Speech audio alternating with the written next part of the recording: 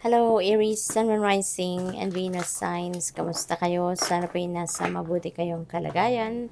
Welcome back po sa Star Tarot. Kung bago kayo rito, welcome din kayo. Thank you sa inyong support.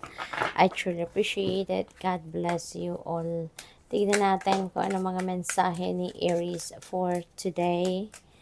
Ang paunang mensahe po ninyo ay don't let life pass you by. Be among it and live. Ayan. So, parang sinasabi dito, in other words, no, live in the moment. No, live in the present time. Yung ganon. Kasi siguro, ang iba sa inyo, Aries, maring yung parang na-overlook ninyo kung ano yung nandito sa ngayon, kung ano yung nag-unfold sa buhay ninyo sa ngayon because maybe you are so focused on kung ano ang tapos na, no? Kung ano ang nakaraan na.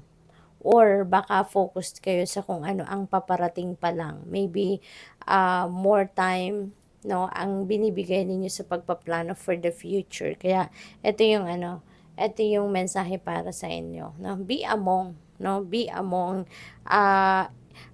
what is happening sa ngayon, ano? And live in the now, okay? So what else? We have being with nature will give you the answers. Ayan. So, siguro ang iba sa inyo may mga katanungan, no?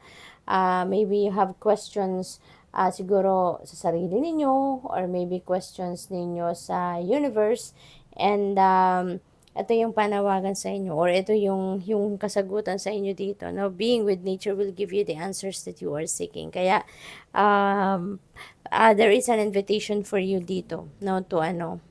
To spend time with nature, spend time with yourself, no, with nature at the same time. Okay, so enjoy ninyo yung yung nature habang kayo ay nagmumuni-muni, habang kayo ay siguro nagninilay-nilay, no? Yung ganun ba?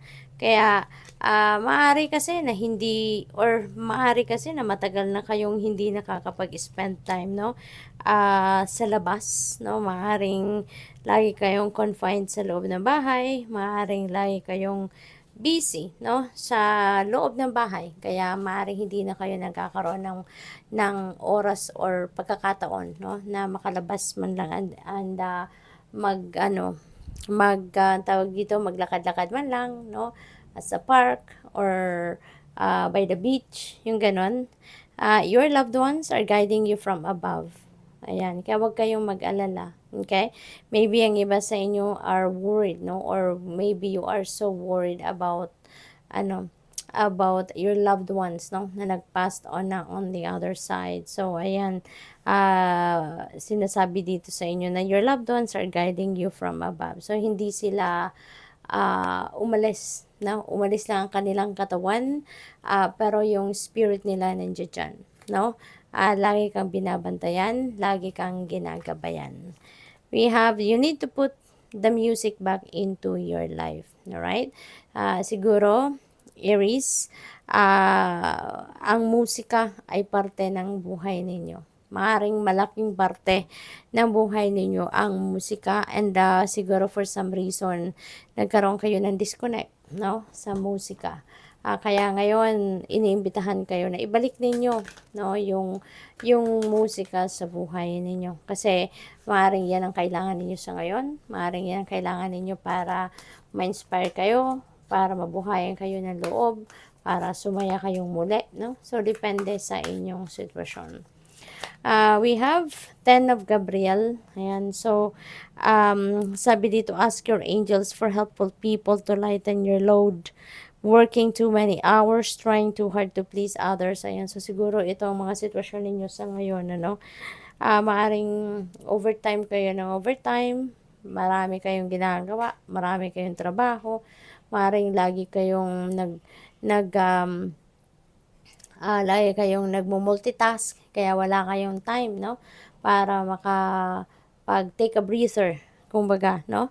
Kaya, ayan, iniimbitahan kayo dito to ask your angels, no? Na tulungan kayo, na padalhan kayo ng mga tao na makakatulong sa iyo para nang sa gayon makahinga kayo, you can take a breather at makakapag-rest din kayo kahit papaano, no?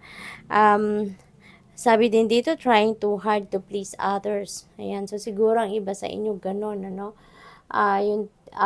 You're trying so hard, no? Nag-e-effort kayo, nai-stress kayo for trying, no? Na ma-please ninyo ang ibang tao. Maybe, tawag dito, sasakripisyo kayo, no? Sa sarili ninyo para na ma-please ninyo ang ibang tao. So, ito din, ang lumabas kasama ni Ten of Gabriel sa 8 of Ariel. Ayan. So, ito naman, this is really beautiful. Kasi, yung ang sipag ninyo, no? Yung sipag ninyo, yung tiyaga ninyo, um, maaaring ngayon nakikita ninyo ang magandang resulta nito, no? Kaya you need to, or you have to, take pride of who you have become or kung ano na ang na-accomplish ninyo, ano na ang na-achieve ninyo, no? At maaari din ang iba sa inyo dito focusing on expanding your knowledge. Maybe some of you are trying to expand, no, your learnings, your studies. Maaaring ganun ang pinagkakaabalahan ng iba sa inyo sa ngayon. We have another 10. So, meron na tayong dalawang 10. So, that is angel number 10. 10, that is a very powerful number. So, I suggest na, no, pakitignan po ninyo ang ibig sabihin ng 10-10 for more guidance. Okay? This is really beautiful, si 10 of Raphael. Kasi this signifies blessings, no? Sa buhay ninyo, maraming biyaya ang paparating. You will be very happy, joyful, at you're going to be full of love, no? So, maaaring mas magandang sitwasyon ang kakalagyan ninyo pagdating sa inyong relationships, pagdating sa pamilya, yung ganun ba, no? Kaya, maaari din na ma-experience ninyo dito ang harmonious and loving relationships within the family, no? Maaaring sa bawat isa sa pamilya ninyo masaya at maganda ang inyong samahan. So, this is a domestic bliss, no? Domestic happiness. Knight of Michael. Ayan, so things are going to speed up. Maraming galawan dito, mabilis din ang galawan, mabilis ang transition ng mga bagay-bagay from one thing to another, from one place to another, no? Maaaring meron dito mga biglaang pagbabago din na magaganap sa buhay ninyo. Maaaring magkakaroon kayo dito ng mga hindi inaasahang pangyayari, no? That could be related to opportunities, yung mga ganon. So, it could be in any area of life. Depende sa inyong sitwasyon, but you need to be ready for anything, no? Kaya dapat physically, mentally, emotionally prepared kayo, fit and ready kayo for anything na dadating. Okay? So, good luck. Thank you for watching Love and Light. Namaste.